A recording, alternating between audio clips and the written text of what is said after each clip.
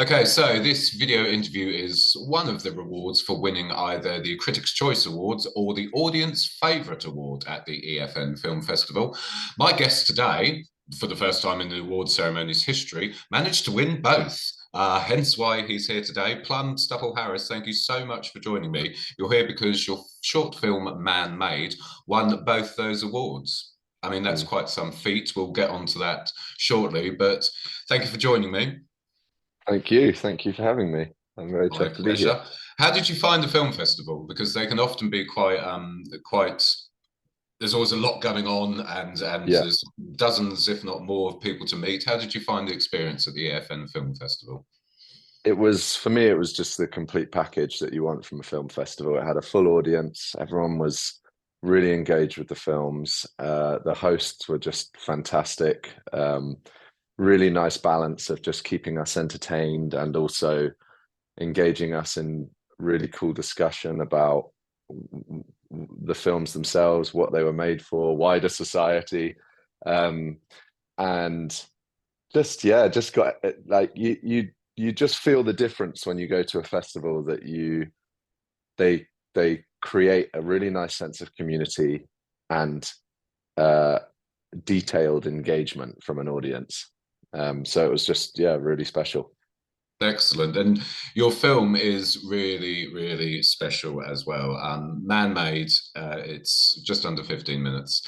I've watched it several times. It's quite a remarkable piece of filmmaking. The thing with short films is you either succeed within the first minute or you fail within the first minute. And the thing with ManMade, it immediately grabs your attention and does not let go for the 15 minutes. Such is the quality of the script and the quality particularly of the direction, and also the cinematography is fascinating as well, but we may not have time to get into that.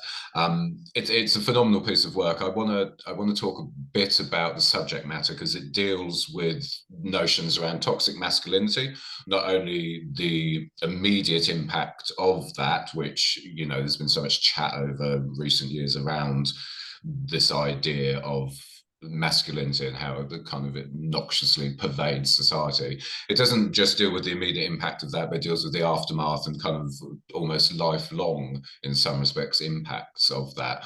What drew you to that subject? Because I believe the script was sent to you, wasn't it? And what's kind of you to do this? A close friend of mine, Sean Kobrak, who is the other writer on the project, he was we went to uni together, and he sent me the script 3-4 years ago, and it was like we'd both admit that it was a great starting point, and I basically just had lost my mum, and it was really putting my kind of emotional coping mechanisms to the ultimate test at the time. And I remember reading the script and just bawling my eyes out afterwards. And it was a conflict for me because my sense of what I wanted to make as my next project was maybe something I was being drawn to stuff that was a bit more unique, had a bit more of a kind of like, oh, I've not heard of a film like that before. That was what I was going for. And then I read the script from Sean, which for all intents and purposes, there's quite a lot of short films that the log line would be quite similar, you know, two brothers dealing with the death of the father and at a funeral and blah, blah, blah. And so it was a bit of a conflict for me because I on one hand, I wanted to do something, you know, a bit more, that my ego wanted me to do something a bit more fresh and unique. But on the other hand, I felt such a deep connection with what the characters in this story were going through. And also just at this point in my life where I really felt I needed to look a bit deeper into my own managing of my masculine self and how that impacted my life and the people around me. So yeah, that's what drew me in, basically. That was what really gave me a sense of connection to the story, and a desire to put all those years of work into getting it made. I mean, you say there's a lot of log lines with two brothers losing their father, blah, blah, blah, blah, which is true. However, what the film does so well is that it packages the storyline, but also the message up into a way which is, I suppose, relatable to far more of your audience, and also a particular audience as well, than maybe a lot of films which deal with notions around toxic masculinity, but also the log line, as it were. It's packaged it up into a way which is accessible to the majority of the audience. You know, absolutely. And I think that that is the ultimate win for me, is that, and the lesson I've learned from doing a film like this is, if there's part of me going into it, and I really feel a connection with my own life experience to the story, the ultimate product will be a lot more fleshed out and detailed and impactful, I think. Absolutely, and it's very, very clear from watching it that that has been the case. Yeah, like I say, it's a remarkable piece of work. It's exceptionally good, and your cast is remarkable as well. yeah, they were fantastic. Absolutely fantastic. How they pulled that off in such a short space of time is you know, it's a testament to your direction, but it's certainly a testament to them. Just talk me through some of the main cast members that the audience can expect to see with this, because they're quite brilliant. We have Cavan Clerkin, who had just won Best Supporting Actor at the British Short Film Awards, which is really exciting for him, because I think he brought such a loving and paternal, considering he's playing a bit of a bad dad, he brought such a loving and paternal energy to the set and the creative process for us. And then Harry Gilby is plays Eddie, and Ollie Huntington plays Joe. And the casting process, we really lucked out. It was Cav. I worked on a film with Cav for ages and ages ago, and I sent him the script a while back, and he just said, "Yeah, great, I'd love to do this." And then he recommended Harry Gilby, who had just been in The Last Kingdom with, and then Ollie and Harry had studied at the same television workshop acting school up north, so they kind of all had a really nice rapport with each other. And it was just, I always and a little bit about before a shoot doing rehearsals. Sometimes they feel like they add a lot, and sometimes they feel like they take away from some of the freshness that you get from letting people come and meet for the first time on set and But we had these amazing rehearsals where we actually just spent time talking about what it is to be a man today, and our own personal experiences. Cav talking about how it is being a father, me, Harry, and Ollie talking about our relationships with our own dads, and relationships with other men around us. And it felt like by the time we got to the first day of shooting, we were already on the same page and cared about making something good, which I think, again, is a difficult thing about short films. Is you might get great cast, but there's a very short space of time to build up trust between director and actors, crew and director, you know. So we were very lucky in the sense that from the first day of our 4-day shoot, we all trusted each other. We all cared about what we were making. We all thought we had something good on our hands, which, as I say, is just a difficult thing to get early on. You know, you might get that by the end of the first day. Everyone wakes up and goes, "Oh, we're making something good here," you know. But so yeah, it's an interesting process. It was 4 days. Yeah, Wow.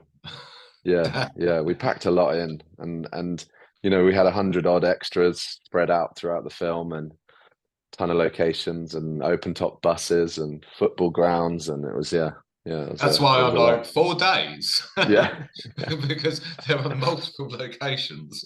yeah. That's some feat to pull that off. Mm. I Wow. think that's my favorite thing about the film is that people quite often ask, like, when are you doing the feature version? And I just feel like what makes this film special is there is a complete story within 15 minutes. And you could flesh it out to 90 minutes, sure, but you know, we'd meet Joe's girlfriend and we'd have an interaction between them and we'd see more reasons the father character has kind of ruined his own life.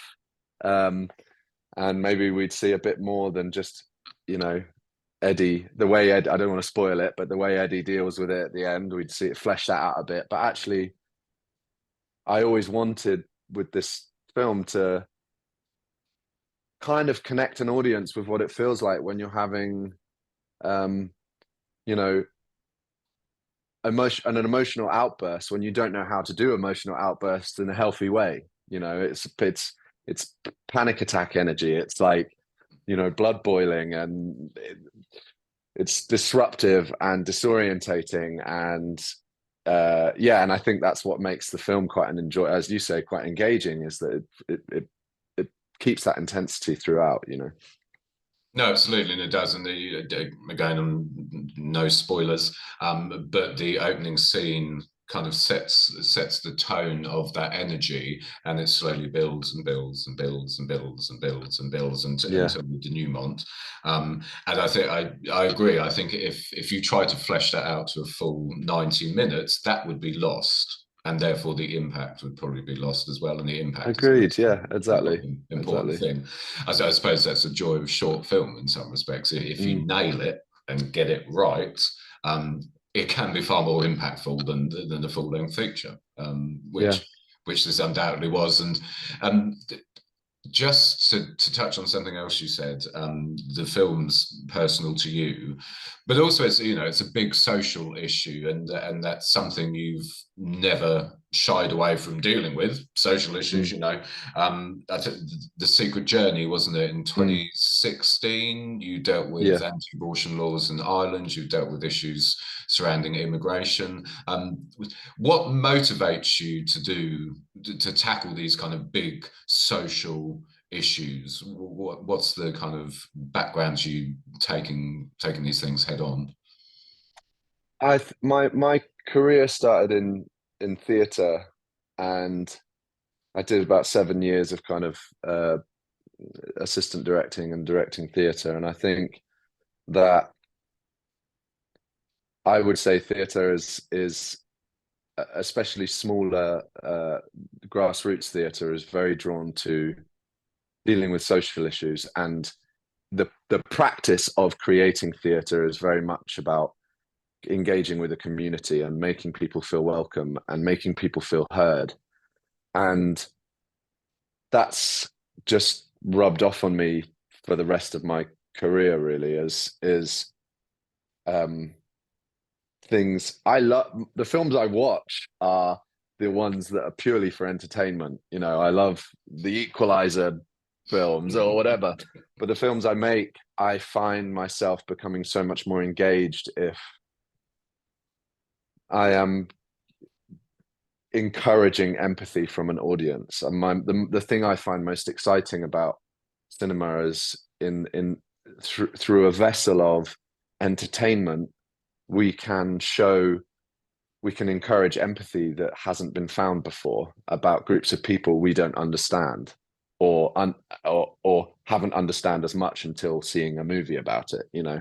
um and I think with ManMade, it's like the process of, I think when you're a young man, early 20s, whatever, you don't you don't hang about in deciding you know everything, and you completely understand your inner workings and the way the world works.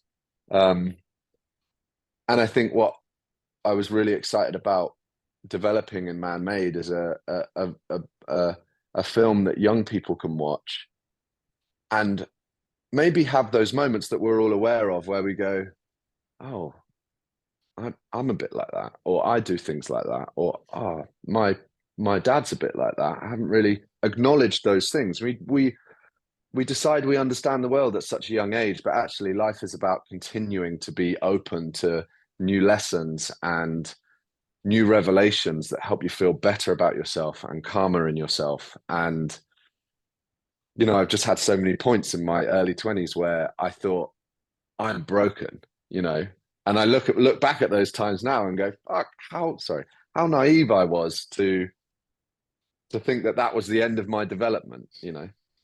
Does that make sense? Makes that. I have a 17-year-old. It makes absolute sense. Yeah, yeah. So yes, no, absolutely, and again, the film does that completely. I don't want to give stuff away. No, do you know what? Don't worry about it too much. I mean, yeah, let's just talk about it. It's fun. There's the scene on the stairs where Yeah. Eddie's supposed to be going to Scouts, Yeah. and it's just it's a brilliant encapsulation of kind of almost, because the toxic masculinity within the film it's not inferred as such, but it's not like what we would consider like high level. There's no evidence of domestic abuse or domestic violence as such, but it's these smaller kind of day-to-day scenarios, and the film on the stairs where Eddie's due to go to Scouts, and the way the father deals with it is just brilliant. It's one of the kind of linchpins of the film, because it explains from that moment onwards why Eddie has ended up the way he is. And again, it's something that's totally relatable. And I think a lot of people, as you say, in their 20s would look at that and go, yeah, actually, maybe that wasn't quite right. Yeah, exactly. And I think this was a huge thing for me and Sean, was in a sense, the hardest to deal with type of toxic male behavior is the stuff that's in the gray area. If a man punches another man, beats someone or whatever, that is a very clearly defined event. When we're dealing with the way men treat each other throughout their upbringings, throughout their development in life, whether that's being through school, sports, family, whatever, the stuff that makes you feel uncomfortable, but maybe you don't realize until later, the stuff that is packaged in an idea of improving you, that someone does. So someone behaves a way towards you to improve you, let's say a football coach, but is actually just pushing that little bit too far. That's the dangerous stuff. That's the stuff that we can go a lifetime without dealing with.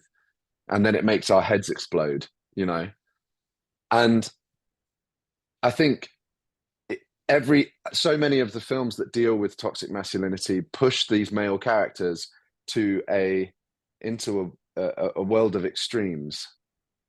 And it's just too easy then to go, that's a bad guy. He's evil.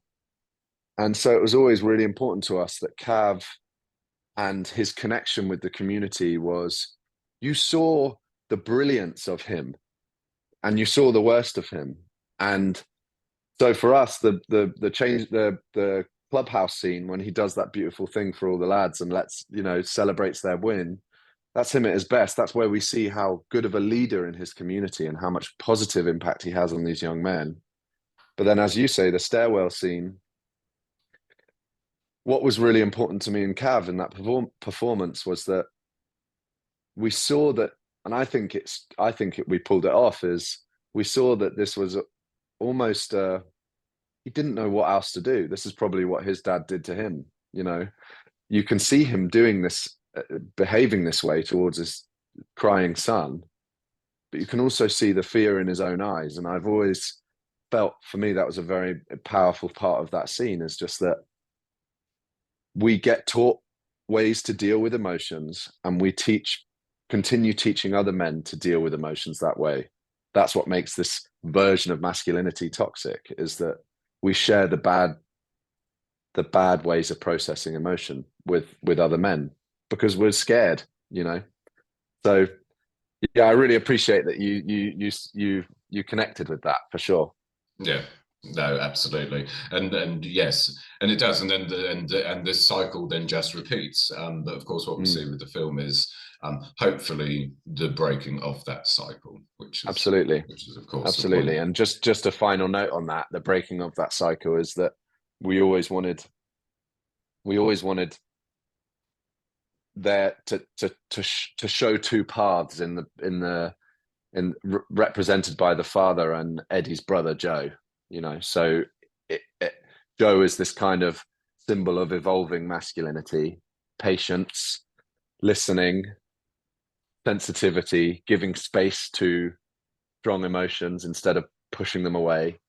And the Mark character is the kind of representation of the type we should be shaking off a bit, you know, or not leaving behind completely, because there's value in strength, there's value in courage, but just finding a better balance, you know. Oh, absolutely. Look, it's been lovely chatting to you. I have to wrap it up because we've been going on All longer good. than we're supposed to be. We could go on for ages. I did warn you I'd just chat. No, it's perfect. It's the best way to do these things. When and where are people going to be able to see ManMade? We got into the best thing to do is follow our Instagram, because we have quite a few London-based festivals coming up. We have a couple of festivals down south and north over the next few months, and we'll be putting all the details about where you can buy tickets and things like that. And we'll be there, so if you want to come along and have a chat about the movie, and yeah, really fun. Excellent. Look, Plum, thank you so much for joining me today. Huge pleasure. Lovely to really meet you. enjoyed chatting to you. And the film is superb, so congratulations. Brilliant, brilliant work. Thank you. Really appreciate it. Have a lovely weekend.